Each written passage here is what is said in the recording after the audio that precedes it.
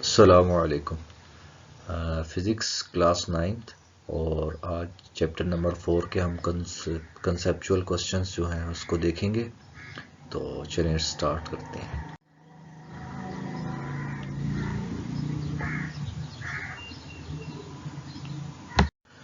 Question number 1 जी, इसको देखते हैं। अच्छा, two forces of 7 newton and 5 newton are added, how will they get resultant of 12 newton and 2 newton. देखिए, बहुत ही simple सा क्वेश्चन है कि एक आपके पास फोर्स है 7 न्यूटन की और दूसरी फोर्स है 5 न्यूटन की। तो याद रखें, ये दोनों वेक्टर क्वांटिटी हैं, इसको हम उस तरह तो ऐड नहीं कर सकते। तो इसको ऐड करने के लिए इनकी डायरेक्शंस का जो एरो हेड होता है वो सेम करना पड़ता है, ठीक है। तो अगर 7 न्यूटन जो है इसका एरो राइट से लेफ्ट की तरफ है और 5 न्यूटन का भी एरो लेफ्ट से राइट की तरफ है, तो दोनों के एरो की डायरेक्शन सेम है, तो ये आपस में ऐड हो जाएंगे और इसका आंसर जो आपके पास 7 + 5 करेंगे तो दोनों को क्या हो जाएगा, 12 हो जाएगा। इसी तरह अगर 7 न्यूटन हमारे पास लेफ्ट टू राइट है उसका एरो और 5 न्यूटन का राइट टू लेफ्ट है, तो इनके एरोज जो हैं ये दोनों आपस में ऑपोजिट है। तो इस केस में ये सब्ट्रैक्ट हो जाएगा और हमारे पास जो नेट रिजल्ट आ जाएगा वो 2 न्यूटन आ जाएगा। तो ये इसका आप सोल्यूशन भी देख लें।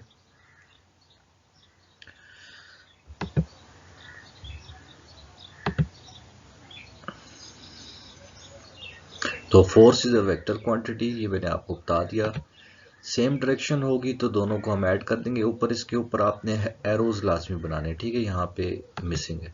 तो अगर वो अपोजिट डायरेक्शन में है तो इनका आंसर 2 न्यूटन आ जाएगा। ठीक हो गया। चलिए जी, क्वेश्चन नंबर 2। अच्छा, why long spanner is used to open or tight nuts of vehicle tire while tightening a small nut? Extra long wrench is not suitable. Why? अच्छा, तो जो स्पैनर को हम यूज करते हैं, ठीक है, लॉन्ग स्पैनर को क्या करने के लिए जी, ओपन करने के लिए या टाइट करने के लिए, जो टायर्स के जो नट्स होते हैं, ठीक है, उसको ओपन करने के लिए। अच्छा, अब क्वेश्चन हमारे पास ये है कि जो लॉन्ग स्पैनर है इसको हम क्यों यूज करते हैं, ठीक है। अब देखें, लॉन्ग स्पैनर जो होगा, आपने टॉर्क का फार्मूला पढ़ा हुआ, torque is equal to RF। देखिए, जितना ज़्यादा आपका स्पैनर बड़ा होगा उसकी लेंथ क्या होगी, ज़्यादा होगी। तो लेंथ ज़्यादा होगी, वहाँ पे आपको फोर्स जो है ना वो कम अप्लाई करना पड़ेगी, ठीक है।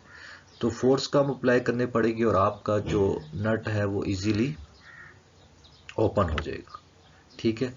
अगर आप इन केस स्मॉल यूज़ करेंगे तो उसकी लेंथ क्या होगी, कम होगी। लेंथ कम होगी तो आपको फोर्स क्या करनी पड़ेगी, ज़्यादा लगानी पड़ेगी। अगर फोर्स जब ज़्यादा लगानी पड़ेगी तो वो उसके लिए आपको ओपन करना मुश्किल होगा।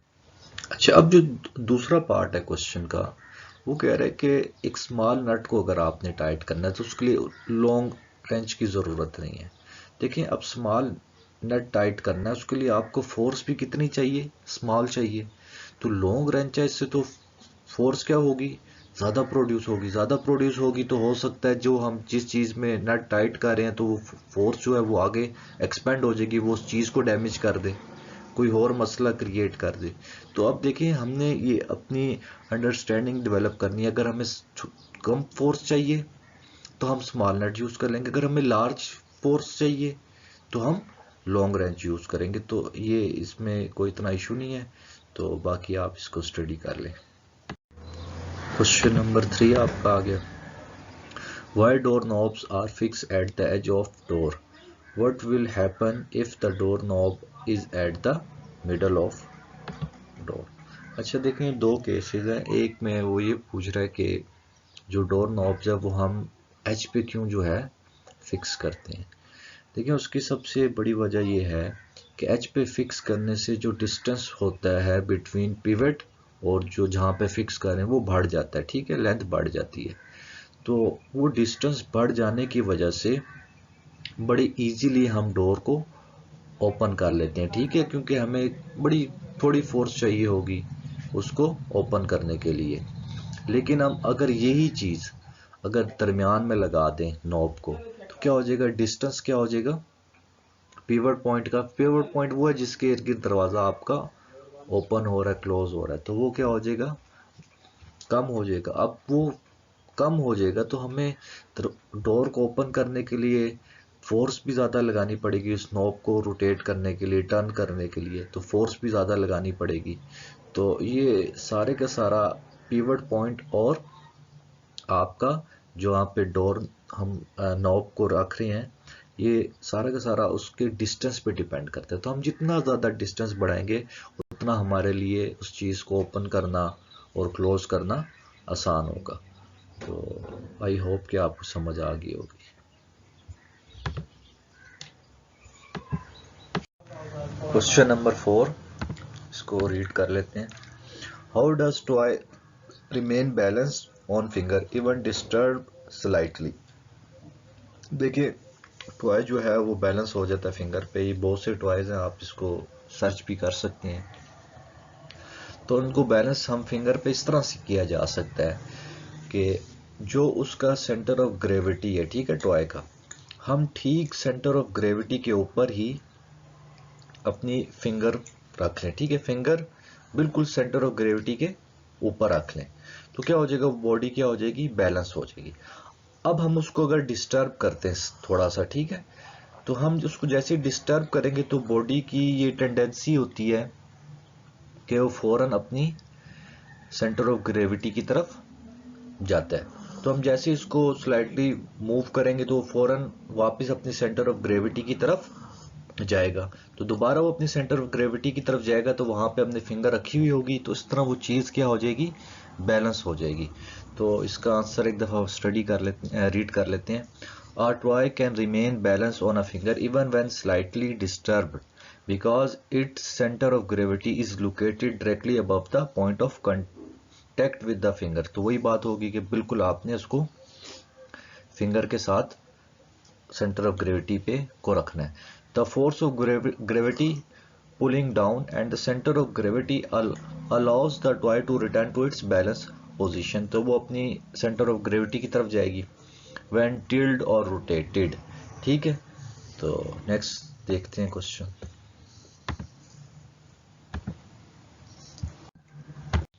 Question number 6, a small boy is thrown straight up by his father at the top of his path। He comes to rest for a moment।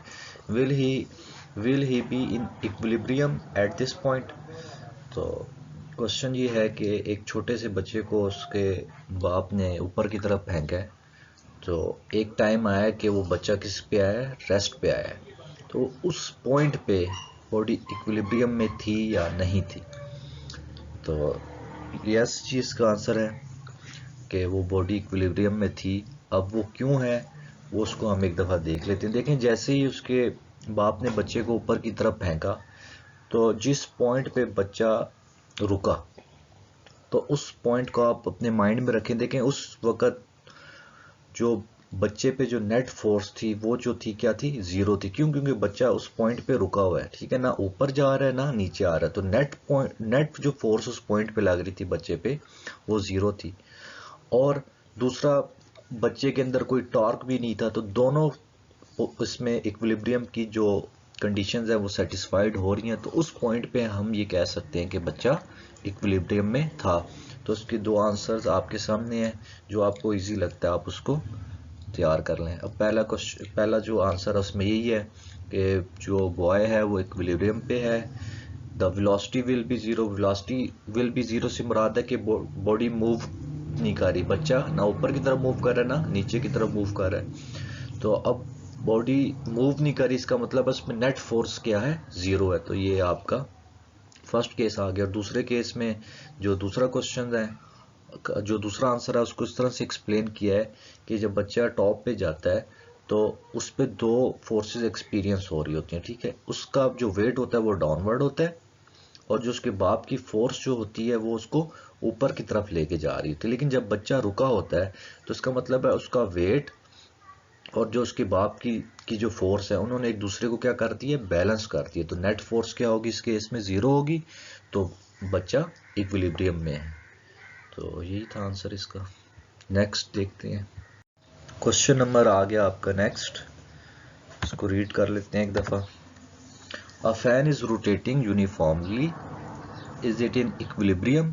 तो देखें कोई भी चीज़ अगर यूनिफॉर्म रोटेट कर रही है तो वो अंडरस्टूड है वो इक्विलिब्रियम में है, ठीक है। उसकी वजह यह है कि जितना क्लॉकवाइज टॉर्क प्रोड्यूस हो रहा है उतना ही एंटी क्लॉकवाइज टॉर्क प्रोड्यूस हो रहा है। तो बॉडी रोटेट तो कर रही है लेकिन नेट टॉर्क क्या है, 0 है।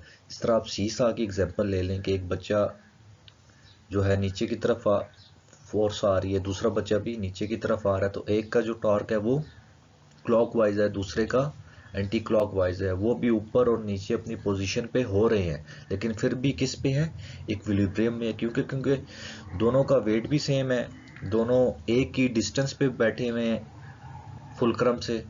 तो यही केस आप इधर भी देख सकते हैं कि उसमें जो रोटेशन है वो यूनिफॉर्मली है। यूनिफॉर्मली तब ही रोटेशन हो सकती है जब दोनों के दोनों टॉर्क क्लॉकवाइज और एंटी क्लॉकवाइज टॉर्क आपके सेम हो। तो नेट टॉर्क आपका इधर क्या हो जाएगा, 0 हो जाएगा। तो यस इसका आंसर होगा। तो इसको एक दफा रीड कर लेते हैं। A fan that is rotating uniformly is in a state of rotational equilibrium. This is because there is no net torque acting on the fan, mean that the rotational motion is constant। ठीक है, वही चीज़ है, constant move कर रहा है and unchanging, और change भी नहीं हो रहा। In the other word, the fan is balanced in its rotation। तो कोई भी चीज़ अगर अपनी rotation में balanced है तो वो आपकी equilibrium ही में ही होगी। ठीक हो गया जी। क्वेश्चन नंबर 8 आ गया। Can a body in equilibrium under the action of single force और single torque। देखिए ये तो ऐसा पॉसिबल हो ही नहीं सकता ना कि एक फोर्स लगे और बॉडी इक्विलिब्रियम में हो। एक फोर्स लगेगी तो अंडरस्टूड है उसको कोई बैलेंस करने वाली फोर्स नहीं होगी। जब उसको बैलेंस करने वाली फोर्स नहीं होगी तो टॉर्क क्या हो जाएगा, 0 तो नहीं होगा, कुछ ना कुछ फोर्स उस पर तो लग रही होगी। अब इसी तरह सिंगल टॉर्क है, ठीक है, बॉडी में सिर्फ क्लॉकवाइज टॉर्क ही है। देखें इस केस में क्या हो जाएगा, इसको बैलेंस करने के लिए कोई दूसरा टॉर्क नहीं होगा।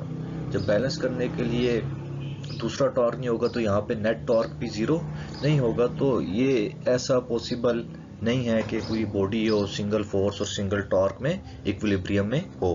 तो इसको एक दफा देख लेते हैं इसके आंसर को।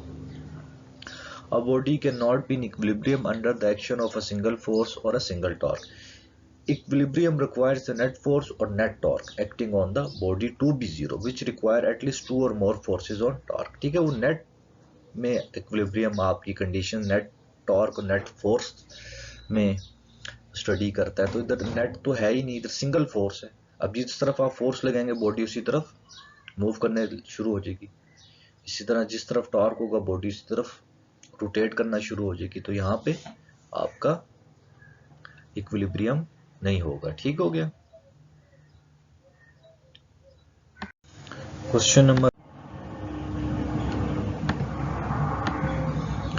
अच्छा, give an example of a body which satisfies first condition of equilibrium but it is not in equilibrium. कि बॉडी है, देखें फर्स्ट कंडीशन को सेटिस्फाई कर रही है लेकिन दूसरी इक्विलिब्रियम में नहीं है। तो देखें सेकंड कंडीशन लाने का मकसद यही था कि जो फर्स्ट कंडीशन है वो 100% ये श्योरिटी नहीं देती कि बॉडी इक्विलिब्रियम में है या नहीं है। तो इसलिए हमें दूसरी जो आपकी कंडीशन थी वो हमें देखना पड़ती है। ठीक है, अब जैसे देखें इधर हमने एक एग्जांपल को डिस्कस किया, ठीक है।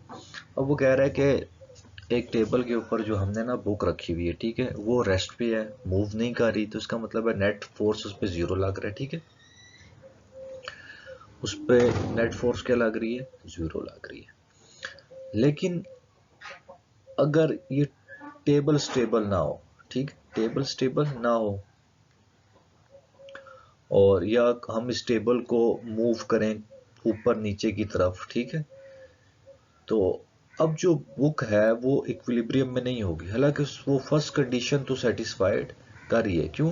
क्योंकि इस पर नेट फोर्स क्या कर रही है, जीरो लग रही है। ठीक है, अब देखें जो बुक है ना तो वो नीचे की तरफ जा रही है ना तो ऊपर की तरफ, वो अपनी जगह पे ही स्टेबल है, रुकी हुई है।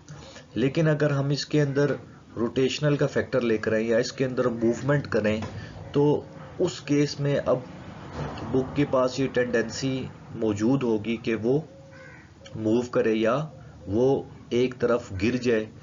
तो ये केस आपने इसको देख लेना है। और भी बहुत ज़्यादा एग्जांपल्स हैं, जैसे आप एक पेंडुलम ले लें। ठीक है, देखिए अब जो पेंडुलम है वो एक पॉइंट के इर्द गिर्द मीन पोजीशन से एक्सट्रीम, एक्सट्रीम से मीन जाई जा रहा है, जाई जा रहा है। ठीक है, लेकिन जो पेंडुलम है उस पर नेट फोर्स क्या है, जीरो है। नेट फोर्स उस पर क्या है, जीरो है। क्यों? क्योंकि वो दोबारा अपनी मीन पोजीशन पे आ जाता है। तो लेकिन उसके अंदर रोटेशनल की सलाहियत मौजूद है, एक्सट्रीम पे भी जा रहा है, फिर एक्सट्रीम से मीन पे, फिर मीन से एक्सट्रीम पे। तो ये इसका एग्जांपल है। और भी आप डिफरेंट एग्जांपल सर्च कर सकते हैं। मुझे ये इजी लगी तो इसलिए इधर हमने इसको एक्सप्लेन कर दिया। Question number 10, why heavy transport vehicles are made heavy at their bottom. तो हम क्यों जो है उसका बॉटम को हैवी रखते हैं, हैवी ट्रांसपोर्ट जो होती है व्हीकल्स होती है उनकी। तो देखिए उसका सबसे बड़ा मकसद यही होता है कि इनकी सेंटर ऑफ ग्रेविटी क्या हो जाए, कम हो जाए। और सेंटर ऑफ ग्रेविटी कम रखने का मकसद यही होता है कि हमारी स्टेबिलिटी इंक्रीज हो जाए। ठीक है, जैसे अब ट्रक जैसे टर्न ले रहा है, तो टर्न लेने के बाद उसके अंदर इतनी स्टेबिलिटी होगी कि वो वापस अपनी पोजीशन पे वापस आ जाए। लेकिन अगर हम सेंटर ऑफ ग्रेविटी को बहुत बढ़ा दें तो उसके बाद उसकी स्टेबिलिटी क्या हो जाएगी, कम हो जाएगी। तो टर्न लेते हुए वो हो सकता है कि वो वापस अपनी प्रीवियस पोजीशन पे ना आ जाए और वहीं पे वो गिर जाए। तो मेन मकसद हमारा यही होता है कि उस चीज़ के अंदर स्टेबिलिटी आ जाए। इस तरह आप रेसिंग कार देखा करें, वो कितनी बॉटम में होती हैं, बहुत छोटी छोटी, और रोड के साथ उनका डिस्टेंस बहुत ही कम होता है। उसकी वजह ये होती है कि इनकी सेंटर ऑफ ग्रेविटी कम से कम हो और स्टेबिलिटी उनमें ज़्यादा हो। तो ये इसका सिंपल सा आंसर था। लास्ट क्वेश्चन है जी, A boy standing by joining both legs is more likely to fall than a boy standing with leg wide open if slightly pushed by another boy. Why? देखें अब जो बच्चा दोनों टांगे जोड़ के खड़ा हुआ है, ठीक है, उसका ज़्यादा चांस है कि वो गिर जाएगा अगर उसको कोई हल्का सा पुश करे। ठीक है, किसके मुकाबले में, उस बच्चे के मुकाबले में जिसकी लेग्स जो है वो वाइड है। अब देखें आप टांगे अगर स्ट्रेच करके खड़े होंगे तो आपकी सेंटर ऑफ ग्रेविटी क्या हो जाएगी, कम हो जाएगी। अब आपकी सेंटर ऑफ ग्रेविटी कम हो गई है तो आपके अंदर स्टेबिलिटी क्या आ गई है, उतनी ज़्यादा आ गई है। अब स्टेबिलिटी ज़्यादा आने से ये होता है कि अगर आपको स्लाइटली मूव किया जाए तो आपके अंदर ये सलाहियत होती है कि आप अपनी प्रीवियस पोजीशन को रिटेन कर लें। ठीक है, लेकिन अगर आपकी स्टेबिलिटी ही कम है तो आपको थोड़ा सा ही पुश करेंगे तो आप फॉल कर जाएंगे, आप अपनी प्रीवियस पोजीशन को रिटेन नहीं कर सकेंगे। तो इसमें मेन कॉन्सेप्ट आपका सेंटर ऑफ ग्रेविटी का ही है कि जो बच्चा खड़ा हुआ है अपनी टांगे ज्वाइन करके, उसकी सेंटर ऑफ ग्रेविटी जो है बहुत ज़्यादा है और स्टेबिलिटी कम है, और जो दूसरा बच्चा है उसकी सेंटर ऑफ ग्रेविटी कम है और स्टेबिलिटी ज़्यादा है। स्टेबिलिटी ज़्यादा है तो वो अपनी प्रीवियस पोजीशन को अटेन कर लेगा, और जो दूसरा है वो अटेन नहीं कर सकेगा, वो गिर जाएगा। ठीक हो गया जी।